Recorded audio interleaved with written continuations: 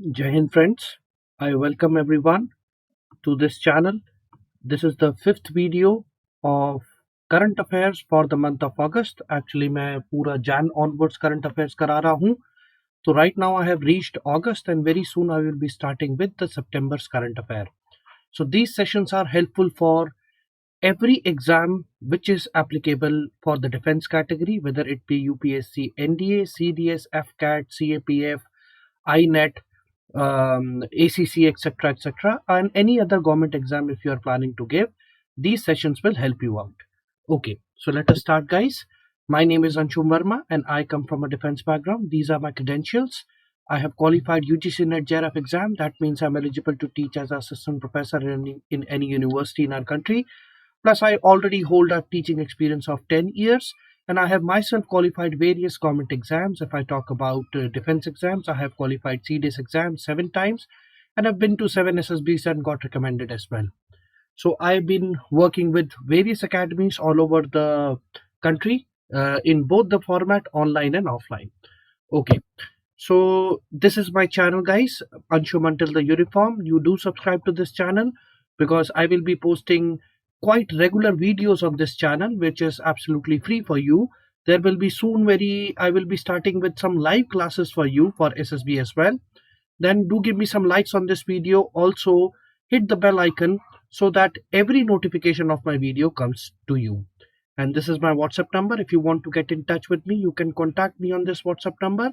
And this is my Telegram channel. All the PDFs of the free sessions will be uploaded on this Telegram channel. The link of this Telegram channel is given in the description box, as well as you can search this same thing, Anshum Until the Uniform, on Telegram, and you will be through my channel. It has somewhere around 950 subscribers.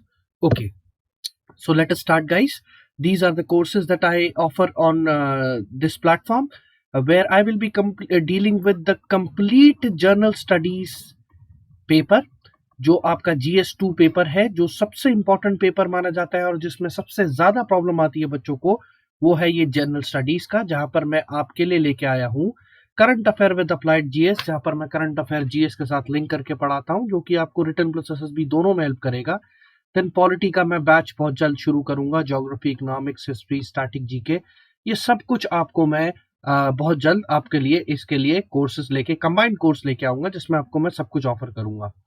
Then guys, SSB, then complete SSB preparation मैं आपको दूंगा. Complete SSB classes मैं आपके लिए लेके आने वाला हूं, जहां पर मैं पहले तो आपको एक डिटेल्ड क्लास दूंगा, what is the procedure at SSB, then how you can get screen and GD, what is how to deal with psychological test, जिसके अंदर आपका टैट, वैट, SRTs एंड SDs, ये सब कुछ आ जाता है साइकोलॉजिकल टेस्ट में, GTO test and mock interviews and PIQs.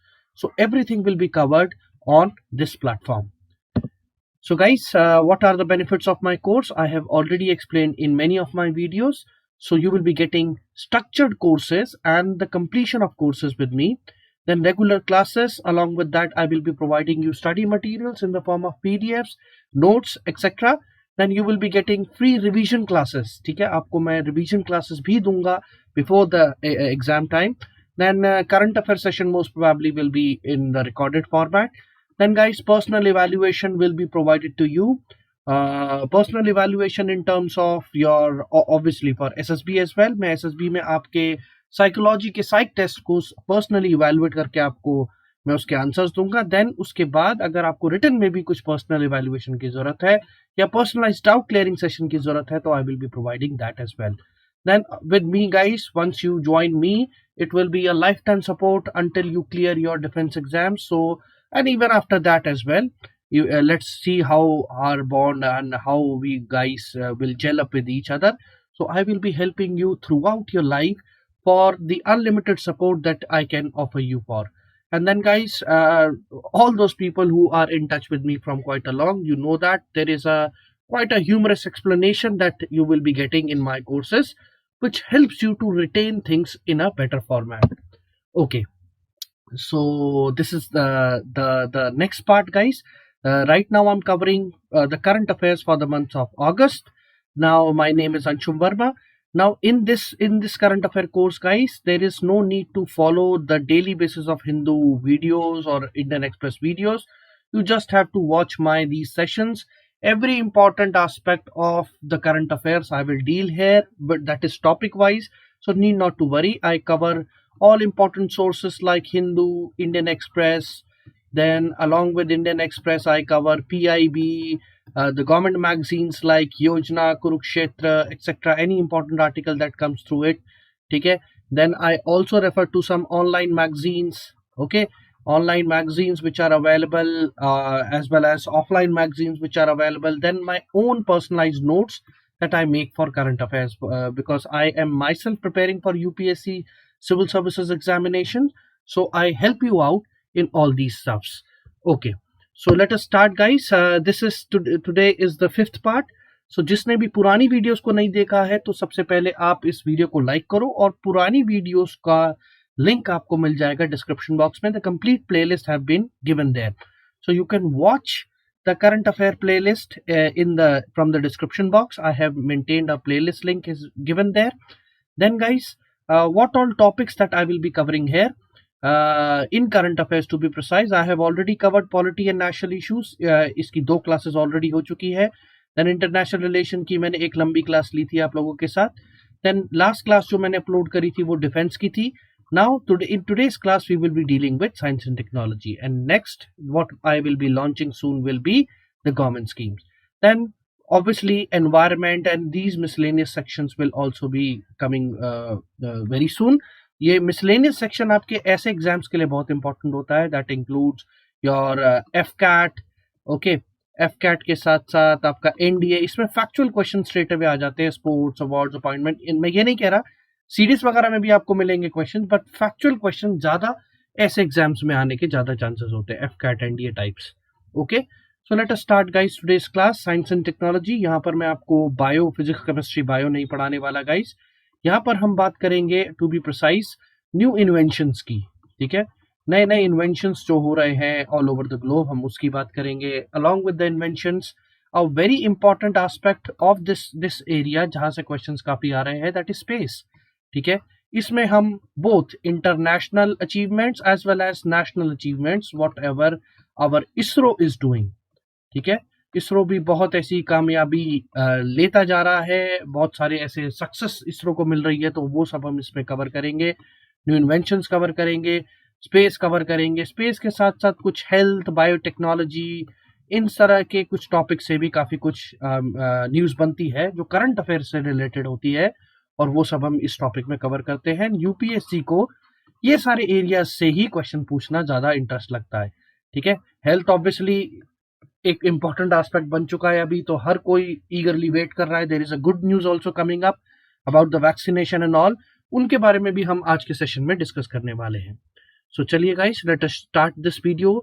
And before I start guys, मैं आपसे रिक्वेस्ट करूंगा कि इस वीडियो को लाइक जरूर कर देना एंड अपने फ्रेंड्स के साथ शेयर जरूर कर देना. Okay, so the first topic here. Now, before starting, I beg your pardon. Guys, this is my WhatsApp number.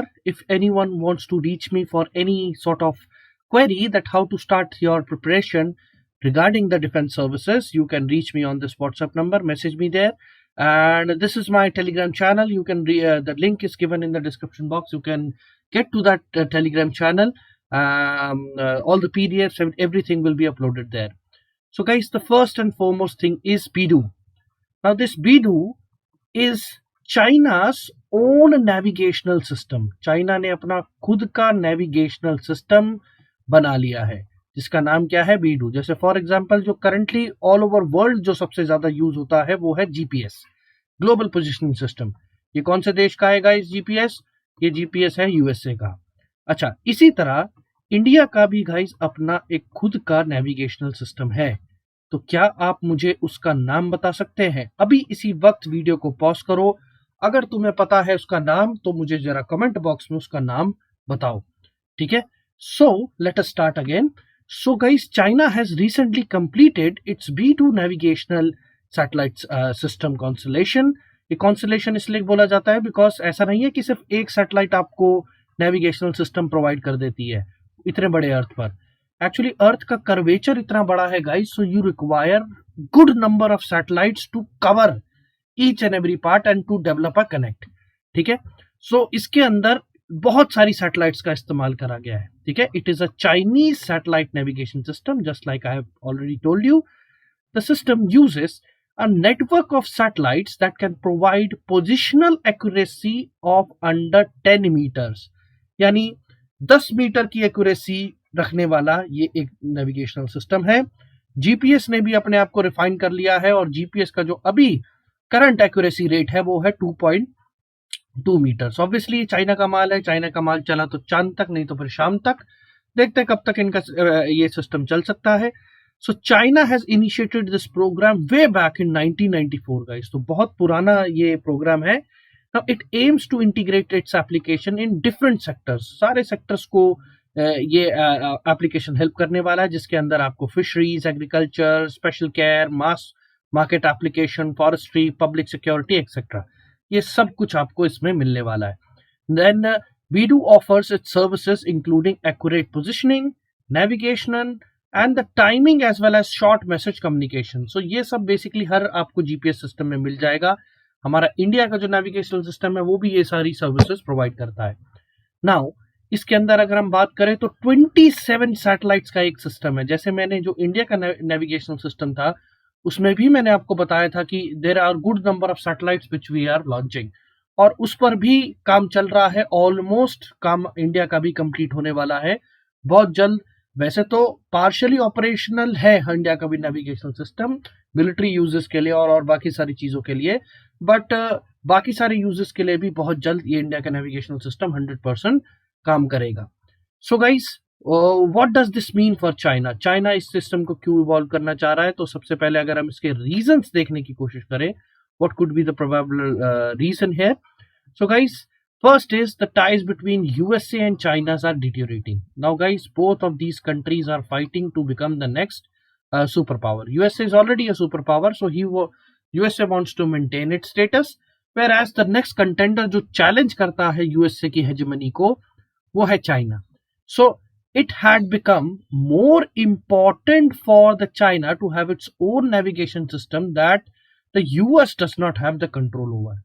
एक तरह से आप कह सकते हो यहाँ पर कि डिपेंडेंस यूएसए पर कम करना चाहता है. दूसरा, ये हमेशा से सुपर पावर बनने के लिए आपको करना पड़ेगा, हर डोमेन में आपको स्ट्रेंथ लेनी होगी. जैसे अगर आपको याद है ये लड़ाई जब कोल्ड वॉर के टाइम पर चल रही थी, कोल्ड वॉर के टाइम पर भी ऐसी technological warfare, space warfare, arms race होती थी यूएसएसआर और यूएसए के बीच में. ठीक है, यूएसएसआर वो भी ऐसे ही लॉन्चेस करते रहते थे, ऐसे ही इन्वेंशंस करते रहते थे. दोनों में साइंटिफिक रेस थी. तो आज ये रेस हम देख रहे हैं किन के बीच में? चाइना और यूएसए के बीच में. So by completing BeiDou, China now has its own navigation system which will complete with the systems developed by the other country. So ये डायरेक्टली कंपीट करने वाला है. जैसे कि मैंने आपको बताया, it is for the foremost importance in allowing China's military to employ Beidou guided conventional strike weapon system. So भाई चाइना ऑब्वियसली अपने खुद के इस नेविगेशन सिस्टम को यूज करेगा किसी भी तरह की स्ट्राइक वेपन्स को डेवलप करने में. ओके, सो अब मैं आपको फटाफट बता ही देता हूं जो मैंने क्वेश्चन पूछा था.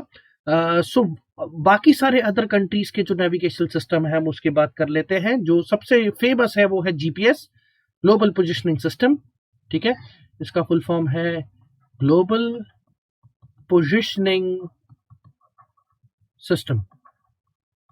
Okay, so it is owned by the US government and operated by the US air force. Now this is something unique, it is operated by US air force.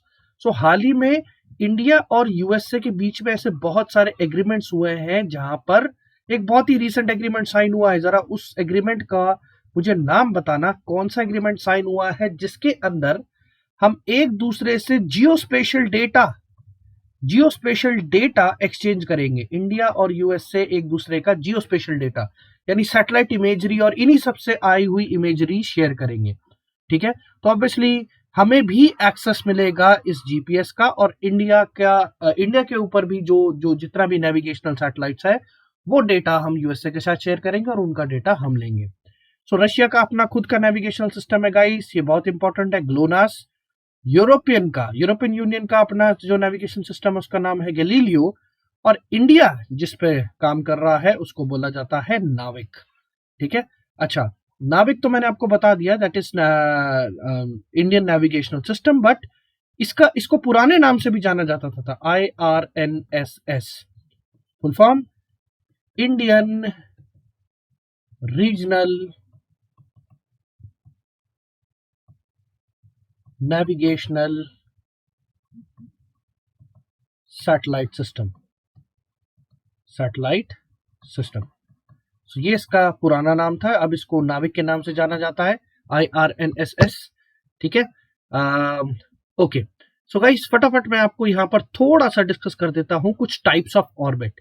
ये जितनी भी हम सैटेलाइट्स छोड़ते हैं ये कुछ पर्टिकुलर ऑर्बिट में काम करती है। तो एक क्विक जीएस से रिलेटेड ये चीज है, क्योंकि मैं करंट अफेयर को जीएस से लिंक करता हूँ तो ऐसी चीजें कई बार आ जाती है, तो मैं आपको बताता हूँ कि ये टाइप ऑफ ऑर्बिट्स कैसे कैसे काम करती है सैटेलाइट्स। तो सबसे पहले अगर आप बात करेंगे बाय इंक्लिनेशन मतलब किस अर्थ के साथ किस एंगल पे इंक्लाइंड है सैटेलाइट। तो इसमें 3 तरह की सैटेलाइट्स होती है। सबसे पहला आपको मिलेगा equatorial satellite, equatorial orbit I would say. Equatorial orbit क्या होगा, जैसे कि आप इस इमेज में देख सकते हो, अर्थ के ऊपर एग्जैक्टली इक्वेटर के ऊपर किसी सैटेलाइट को प्लेस करा जाएगा और वो इक्वेटर के चारों तरफ चक्कर काटेगी। Then we have a polar satellite. Polar satellite क्या करेगी, ऑब्वियसली उसको पोल्स पर प्लेस कर दिया जाएगा और वो पोल टू पोल घूमेगी, यानी ऐसे लगभग उसको पोल टू पोल वो रोटेट करेगी उस सैटेलाइट। ठीक है, और इंक्लाइंड जो एक्सिस इंक्लाइंड ऑर्बिट होता है वो किसी भी ऐसे रैंडम इंक्लिनेशन को फॉलो कर सकती है, ऐसे कर सकती है, ऐसे कर सकती है, एनीथिंग। ठीक है, so it is based on inclination. अगर हम सेकंड की बात करें, on the basis of shape. So shape, किस तरह का शेप एक सैटेलाइट चारों तरफ घूमती है, तो एक होता है सर्कुलर ऑर्बिट। आपको दिख रहा है एग्जैक्टली अर्थ को सेंटर मान के सैटेलाइट एकदम एग्जैक्ट चारों तरफ घूमे जा रही है। एट ये तीनों में हो सकता है, ये इक्वेटोरियल ऑर्बिट भी हो सकता है, पोलर ऑर्बिट भी हो सकता है और इंक्लाइंड ऑर्बिट भी हो सकता है। ठीक है, सो ये भी मतलब आप मैं कहना चाह रहा हूं इक्वेटोरियल ऑर्बिट में सर्कुलर पाथ फॉलो कर रही है या पोलर ऑर्बिट में सर्कुलर पाथ फॉलो कर रही है। That means it is equidistant, earth is equidistant from the satellite at every time. Whereas कई बार सैटेलाइट्स क्या होती है, एक इलिप्टिकल पाथ और फॉलो करती है, जिसमें सैटेलाइट कई बार अर्थ के बहुत क्लोज आ जाती है और कई बार बहुत दूर चली जाती है, बिल्कुल वैसे ही जैसे अर्थ सन के चारों तरफ घूमता है। ठीक है, earth rotates revolves around the sun in a elliptical path. Then guys, also these satellites are you're placed in terms of their altitudes. Altitude यानी height. तो जितने भी आप सैटेलाइट्स देखोगे ज्यादातर आपको कहाँ मिलेंगे, लो अर्थ ऑर्बिट में मिलेंगे। वैसे तो जनरल इसका जो हम बोलते हैं लगभग 800 किलोमीटर तक ये लो अर्थ ऑर्बिट एक्सटेंड होता है, जैसे कई बुक्स इसको और भी ज्यादा 2000 किलोमीटर तक अर्थ के सरफेस से इसको लो अर्थ ऑर्बिट बोल देती है। बट इसकी भी रेंज है, मतलब हर किसी का कंसिडरेशन अलग अलग है। आप इसको ऑन एन एवरेज 1000 किलोमीटर तक मान सकते हैं कि 1000 किलोमीटर तक आपका लो अर्थ ऑर्बिट होता है। मैक्सिमम सैटेलाइट्स आपको गाइस लो अर्थ ऑर्बिट में मिलेंगी। ठीक है, देन मीडियम अर्थ ऑर्बिट आपको मिलेगा लगभग 5000 से 10,000 किलोमीटर की हाइट पर अर्थ से। एंड देन जो सबसे इंपॉर्टेंट है वो है जियो स्टेशनरी ऑर्बिट, बहुत बार ये आता है, जिसमें सैटेलाइट एक पॉइंट के ऊपर प्लेस कर दी जाती है और उसका जो जो सिंक है, ठीक है, जो अर्थ के रोटेशन और सैटेलाइट का रोटेशन है वो लगभग एक जैसा होता है, जिससे ऐसा लगता है कि it is placed at one point only. आप हमेशा सैटेलाइट को देखोगे तो आपके ऊपर ही दिखेगी, क्योंकि वो अर्थ के साथ रोटेट कर रही है। तो सबसे इंपॉर्टेंट, बहुत बार क्वेश्चन आया हुआ है डिफेंस एग्जाम में, इसका जो एग्जैक्ट हाइट है वो है 35,786 किलोमीटर। अगर ये वीडियो के पीछे छुप रहा है तो मैं ऊपर बना देता हूँ। 35,786 किलोमीटर की हाइट पर 35,786 किलोमीटर की हाइट पर आपका जियो स्टेशनरी सैटेलाइट को प्लेस करा जाता है। ठीक है, इसको यहाँ पर प्लेस करा जाता है। ओके, सो ये बहुत इंपॉर्टेंट है। हावेवर जरा मुझे बताना, ये नेविगेशनल जो सैटेलाइट्स होती हैं वो किस टाइप की सैटेलाइट है। आगे आने वाले कई वीडियोस में मैं आपको बताऊंगा कि डिफरेंट डिफरेंट टाइप्स की सैटेलाइट्स क्या होती है, या डिफरेंट डिफरेंट टाइप्स के लॉन्चिंग व्हीकल्स क्या क्या होते हैं। तो जैसे जैसे ये चीजें आएंगी आगे, हम इसको आगे कवर करते रहेंगे, ठीक है। So let us move ahead. The second topic for today's discussion is the SpaceX crew dragon spacecraft, ठीक है। सो ये क्रू ड्रैगन स्पेसक्राफ्ट के बारे में मैंने आपको गाइस ऑलरेडी पढ़ाया था जब ये लॉन्च हुआ था मई के मंथ में, ठीक है। बट अब ये न्यूज में क्यों आया, क्योंकि वो दोनों जो एस्ट्रोनॉट्स गए थे वो वापस सरफेस पर वापस आ गए हैं, यानी वो अपना पूरा जितना भी रिसर्च वर्क उनको करना था वो वापस आ गए हैं। और कहाँ पे स्प्लैश डाउन हुए हैं, गल्फ ऑफ मैक्सिको में। अगर इसको आपको समझना है तो इसके लिए मैं एक एग्जांपल देता हूँ आपको मूवी का, ग्रेविटी। एक ग्रेविटी बहुत ही ऑसम मूवी है, स्पेशल इफेक्ट्स और वगैरह बहुत महंगी मूवी है, ठीक है। इतनी महंगी मूवी है कि इसरो के कई मिशन इससे सस्ते हो जाते हैं। तो सोचो, जितने में अमेरिका वाले मूवीज बनाते हैं उतने में तो हम स्पेस मिशन लॉन्च कर देते हैं। तो इसरो गाइस आपको पता है इट इज द जुगाड़ू बाप ऑफ द वर्ल्ड। हाउएवर, तो ये जो क्रू ड्रैगन मिशन है ये वापस लौट के आया है, and it has become the first space vehicle to launch human from American soil in 9 years, ठीक है। सो ये इसलिए बहुत इंपॉर्टेंस रखता है, और दोनों एस्ट्रोनॉट्स के नाम भी आप देख लेना। ये बनाया किसने है, एलॉन मस्क की SpaceX कंपनी ने बनाया है, ठीक है। SpaceX Elon Musk Tesla Motors का स्पेस ब्रांच है। अच्छा, एक चीज और, एलॉन मस्क अभी रिसेंटली सेकंड नंबर, इन्होंने बिल गेट को सरपास करके सेकंड नंबर पर मोस्ट रिचेस्ट मैन बन गए हैं। सो फर्स्ट पर आपके जेफ बेजोस हैं, अमेजोन वाले, ठीक है, वो जॉनी सिंस के भाई लगते हैं। देन सेकंड नंबर पे आपके एलॉन मस्क आ गए हैं, थर्ड नंबर पे आपके Bill Gates, and fourth number पे हमारे अंबानी भाई साहब। Is it clear? So in particular SpaceX was given funding through NASA's commercial crew program।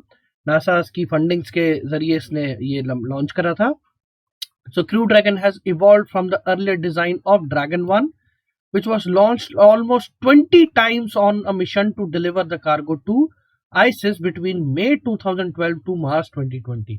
लगभग ये ड्रैगन 1 जो स्पेसक्राफ्ट इनका है, ये ऑलमोस्ट ऐसी 20 से ज्यादा फ्लाइट्स ले चुका है, जिसमें नॉन ह्यूमन फ्लाइट्स ये गई थी जहां पर सप्लाईज आइसिस में पहुंचा दी जाती है, ठीक है। कई बार ये न्यूज में रहता है, अक्सर न्यूज में रहता है, बट इस बार ह्यूमंस गए थे तो इसका इंपॉर्टेंस ज्यादा बढ़ जाता है। इंडिया भी बहुत जल्द अपने ह्यूमंस को लॉन्च करेगा।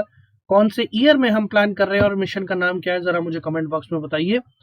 इसके बाद guys, what is the importance, फटाफट में, ये सब इंपॉर्टेंट नहीं है, थोड़ा सा फिर भी बता देता हूँ। First time that astronaut used a spaceship build and launched by a private company, ठीक है। सो ये प्राइवेट कंपनी ने लॉन्च करा। वैसे नासा का जो लॉन्चिंग व्हीकल है जिसका नाम है अपोलो, वो अब रिटायर हो गया क्योंकि पुराना हो गया है। तो नए लॉन्चिंग व्हीकल पे नासा अभी काम कर रहा है, इसलिए जितने भी लॉन्चेस अभी फिलहाल अमेरिका में हो रहे हैं, it is done by the SpaceX। सो ये प्राइवेट कंपनी आ रही है। सो अब धीरे धीरे देखोगे गाइस, जो स्पेस है ना, ये भी अपने आप में एक $multi-billion मार्केट बनता जा रहा है, ठीक है। हर कोई इस मार्केट में इन्वेस्ट कर रहा है अब, ओके। सो टेस्ला मोटर्स जो रॉकेट का इस्तेमाल करती है, जो लॉन्चिंग व्हीकल का इस्तेमाल करती है, उसका नाम है फाल्कन 9। जैसे नासा का था अपोलो, इसका था फाल्कन 9। जैसे इंडिया का आपने सुना होगा GSLV, PSLV, ठीक है। इसके बाद SSLV एक नई चीज है, मैंने आपको पढ़ा रखा है पहले, आगे फिर रिपीट कर दूंगा कभी किसी क्लास में। SSLV भी है, ठीक है। तो ऐसे हम, ये सब हमारे लॉन्चिंग व्हीकल है, अलग अलग इसका नाम होता है। So the mission was called as Demo 2 in keeping with the fact that it was only a test flight, which if successful would lead to more mission in the coming months। So ये Demo 2 इस mission का नाम रखा गया था, ठीक है। तो ये भी इंपॉर्टेंट है। इस वीडियो को आप यहाँ पर पॉज करके देख सकते हो कि वो कैसे लौट के आए। बेसिकली ये जो मैंने अभी आपको कोट करा था ना, ग्रेविटी मूवी देख लेना, बिल्कुल जैसे आपने ग्रेविटी में देखा ना, वो असली हकीकत है, क्योंकि मूवीज इंस्पिरेशन उन्हीं सब चीजों से मिलती है गाइस, रियलिटी से मिलती है। So this is your gravity movie का scene, how the spacecraft came back, it landed near your Mexico, gulf of Mexico, okay. इसके बाद फिर से जो अगला टॉपिक है गाइस, वो हमारे SpaceX से रिलेटेड है। एक बहुत ही इंपॉर्टेंट टेस्ट SpaceX ने कंप्लीट कर लिया है गाइस, वो है SN5 स्टारशिप प्रोटोटाइप का। अगर आप यहाँ पर ये इमेज देख सकते हो, this huge bulky rocket is nothing but SN5 Starship prototype. Now, what's so special about this is it is a Mars ship. ठीक है, मार्स पर अब मिशन प्लान कर रहा है स्पेस एक्स। तो ये कह सकते हो this is a moving forward for space x. तो ये इससे आप भी बहुत कुछ सीख सकते हो गाइस। लाइफ में एक अचीवमेंट मिलने के बाद रुकना नहीं होता है, आपको कंटिन्यूअसली आगे बढ़ते रहना है, आगे काम करते रहना है। ठीक है, so it is part of the starship spacecraft. So this prototype has been recently completed its first test flight. अगस्त के महीने में इसकी पहली टेस्ट फ्लाइट कंप्लीट होती है, इसलिए न्यूज में आता है, और पहली बार ऐसा ये स्पेसशिप उड़ा है, तो इसलिए इस साल ये इंपॉर्टेंट माना जाएगा। अभी अब आने वाले कुछ सालों में इसके बहुत सारे ऐसे टेस्ट देखने वाले, और ये अब कंटिन्यूस न्यूज में रहने वाला है। ठीक है, so this is designed by SpaceX. I have already told you this. Starship is a spacecraft and a super heavy booster rocket which is meant to act as a reusable transportation system for the crew and the cargo to the Earth's orbit, Moon and Mars. So ये moon तक और Mars तक लेके जाएगा आने वाले future missions में। साथ में क्रू और कार्गो यानी सप्लाईज वगैरह भी वहां पर भेजी जाएगी। एंड रीयूजेबल, दैट मीन्स एक तो पहली बात कि वहां पर जाएगा और एज इट इज वापस भी आ जाएगा, यानी रीयूजेबल लॉन्चिंग व्हीकल क्या होता है, जनरली जब भी गाइज आप रॉकेट्स को लॉन्च करते हो ना, सो रॉकेट्स के जो अगर स्पेसक्राफ्ट है, अगर इसके अंदर एक स्पेसक्राफ्ट अटैच है, तो ये स्पेसक्राफ्ट ही वापस आता है। ये रॉकेट के जो डेब्री है या कूड़ा करकट है, ये ऊपर ही रह जाता है। ठीक है, और इसके कुछ मेजर पार्ट्स हैं जो कि वापस अर्थ पर गिर जाते हैं, जो कि ग्रेविटेशनल अर्थ की ग्रेविटी उसको खींच लेती है। बट अब नए सिस्टम्स ऐसे बन रहे हैं जिसको बोला जाता है रीयूजेबल लॉन्चिंग व्हीकल। ठीक है, इंडिया भी इस पर काम कर रहा है यूजेबल लॉन्चिंग व्हीकल पे। सो ये रीयूजेबल लॉन्चिंग व्हीकल क्या होंगे, यही रॉकेट ऊपर जाएगा लेके और यही वापस आके लैंड कर जाएगा। सो ये एक बहुत इंपॉर्टेंट है, इस एस्पेक्ट है इस स्टारशिप का। Now this is the world's most powerful launching vehicle, ability to carry almost over 100 metric tons of to the earth's orbit, यानी लगभग 100 मेट्रिक टन का वजन लेकर ये कैरी कर सकता है। तो गाइस अगेन ये बिल्कुल पावरफुल है ये। ठीक है, देन इसके अगर मैं थोड़ा सा पोटेंशियल के बारे में बात करूं, by the way this image में आप चेक कर सकते हो, ये उसके जो फर्स्ट टेस्ट है उसकी एक इमेज है, मेरे को गूगल से मिली है। So once functional, the Starship spacecraft will enter the Mars atmosphere at a speed of 7.5 kilometre पर सेकेंड, 7.5 किलोमीटर पर सेकेंड की स्पीड से ये उड़ेगा, और मल्टीपल एंट्रीज को विथस्टैंड करने के लिए एक स्टेनलेस स्टील का ये बनाया गया। मल्टीपल एंट्रीज का मतलब, तो गाइस जब भी आप देखोगे अर्थ पर जो हमारा एटमॉस्फेयर की लेयर है वो बहुत सारे पार्ट्स में होती है। ठीक है, it is in different parts, बहुत सारे पार्ट्स में हमारा एटमॉस्फेयर बटा हुआ है, लेयर्स में बटा हुआ है, सर्टिफिकेशन है लेयर्स की। अब होता क्या है, आपने जैसे कोई वीडियो देखी होगी, कोई मीटियोर या उल्का पिंड अगर अर्थ की तरफ आता है तो वो हमेशा जलता हुआ आता है। तो ये जल क्यों जाता है, ये इस वजह से जल जाता है क्योंकि इतनी सारी लेयर में एक तो टेम्परेचर डिफरेंस मिलेगा, आपको टेम्परेचर का रेजिस्टेंस मिलेगा, प्लस उनकी प्रॉपर्टीज अलग अलग होंगी, तो इतना ज्यादा फ्रिक्शन क्रिएट होता है, जिस फ्रिक्शन से क्या हो जाता है, टेम्परेचर इंक्रीज होकर आग वाग लग जाती है। तो एक ऑब्जेक्ट को विथस्टैंड करना बहुत इंपॉर्टेंट है। अब इमेजिन करो स्पेसक्राफ्ट जब आ रहा होगा तो उसको भी ये सब विथस्टैंड करना पड़ेगा, तो उसको आपको ये सब चीजों से बचाने के लिए उसको रेजिस्टेंस बनाना पड़ेगा कि वो कंफर्टेबली ह्यूमंस को लेकर वापस आ जाए। So this Starship can deliver satellites further at a lower marginal cost than the SpaceX Falcon vehicles. ठीक है, सो ये और ज्यादा जो चीजें हैं वो डिलीवर कर सकता है, जिसकी जो ओवरऑल कॉस्ट होगी वो और सस्ती होगी, and it can carry both cargo and crew, ये यानी दोनों चीजें कैरी कर सकता है। Once developed the Starship is also expected to help carry large amounts of cargo to the moon for the human space flight development and research programme. अच्छा, ये करोड़पति में भी आया हुआ क्वेश्चन था गाइस। नासा का एक फ्यूचर मिशन जो कि बहुत जल्द लगभग 2024 में लॉन्च होगा, जिसमें मेन एंड वुमेन दोनों जाने वाले हैं, it will be the manned mission to moon. एक मैन्ड मिशन टू मून आने वाला है, and there will be a first woman who will land on on moon, एक पहली महिला जो मून पर लैंड करेगी। जरा मुझे कमेंट बॉक्स में इस मिशन का नाम बताइए कि कौन सा ऐसा मिशन है जो नासा अपना नेक्स्ट मैन्ड मिशन प्लान कर रहा है। So beyond the moon the spacecraft is being designed for carrying the crew and the cargo for interplanetary missions as well. ठीक है, ये इंटरप्लैनेटरी मिशंस को भी फ्यूचर में केटर करेगा।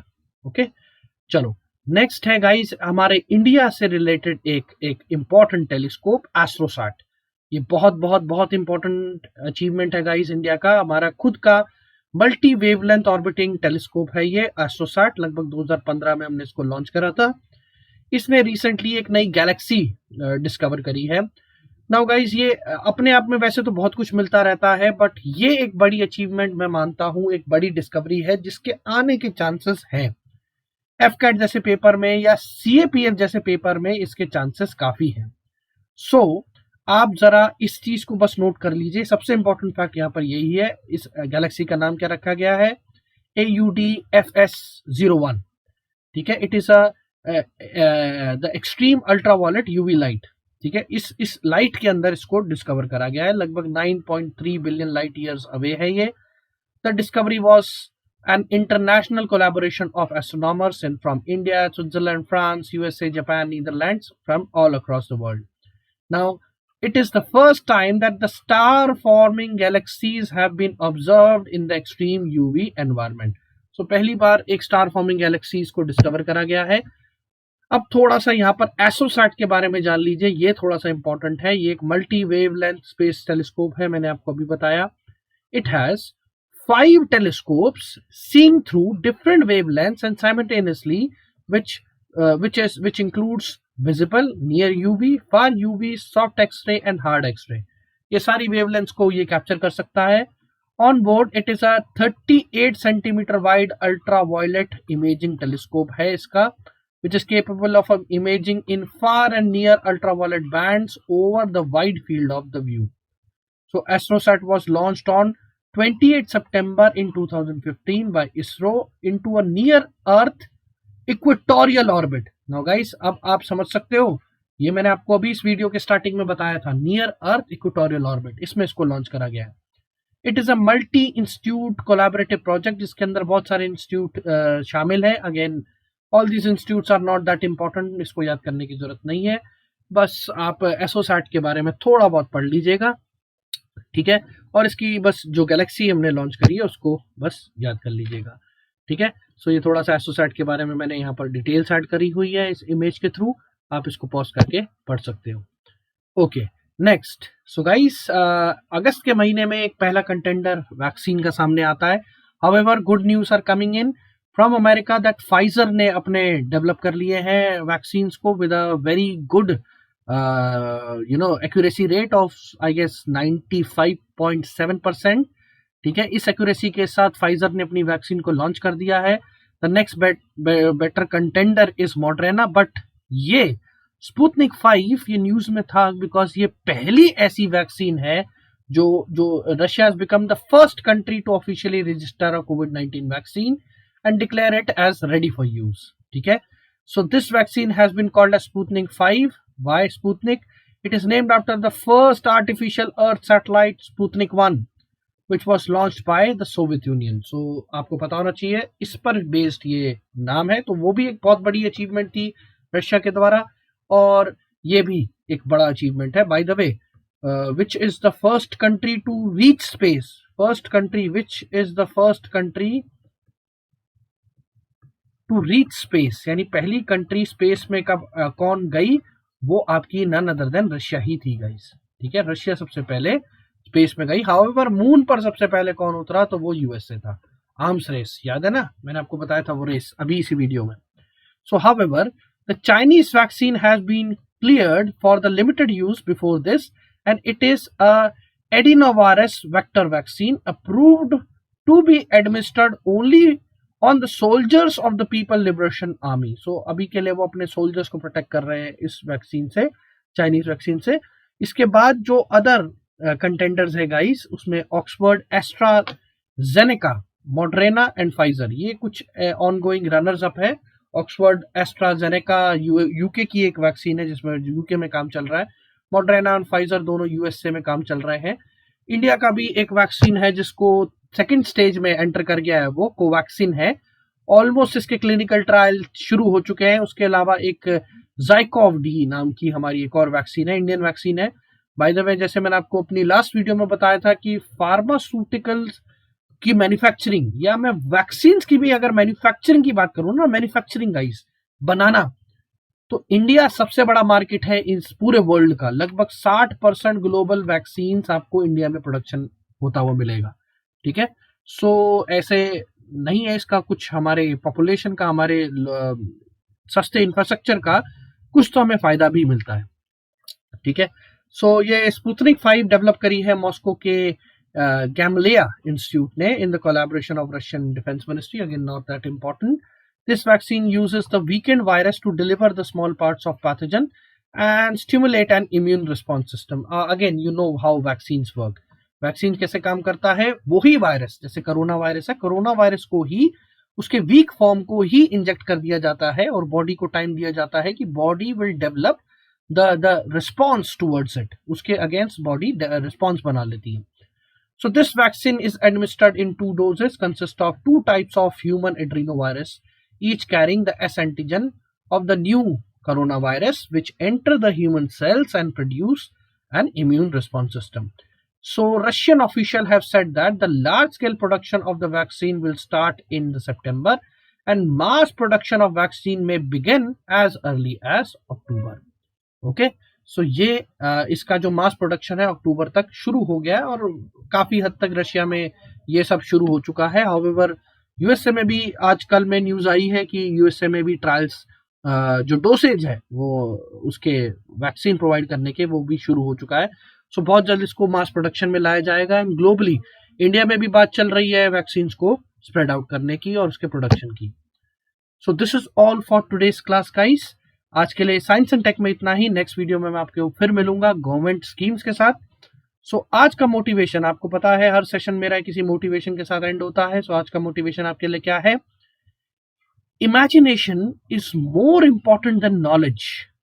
Knowledge is limited but imagination encircles the world. ठीक है, so ये थॉट दिया है none other than the greatest scientist Albert Einstein. So in this video, I just wanted to, this motivation rather, I just wanted to, motivate you guys to, increase the power of your imagination and work on that imagination. पहले तो अपनी imagination के दायरे को बनाओ, या मैं सीधा आपको पॉइंट पर आता हूँ और ये समझाना चाहता हूँ कि सबसे पहले imagine करो that you are, capable of achieving anything. And for you and most of you who are watching this video, everyone wants that 2 beautiful stars on your shoulder. So definitely those stars will be coming, but if you have to imagine that and you have to work with a unlimited potential to gain those stars, तो जरूर आपको success मिलेगी. So this is all for the today's session guys. इस video को like जरूर कर देना, मेरे चैनल को सब्सक्राइब कर लेना और नोटिफिकेशन बेल को जरूर दबा देना ताकि आपको हर वीडियो के बारे में पता लग जाए. ये मेरे टेलीग्राम चैनल का लिंक दिया है डिस्क्रिप्शन बॉक्स में, और किसी भी क्वेरी के लिए आप मुझे व्हाट्सएप कर सकते हो. अगर आपको अपनी प्रिपरेशन शुरू करनी है, कोई भी डाउट है, तो you can WhatsApp me on this number.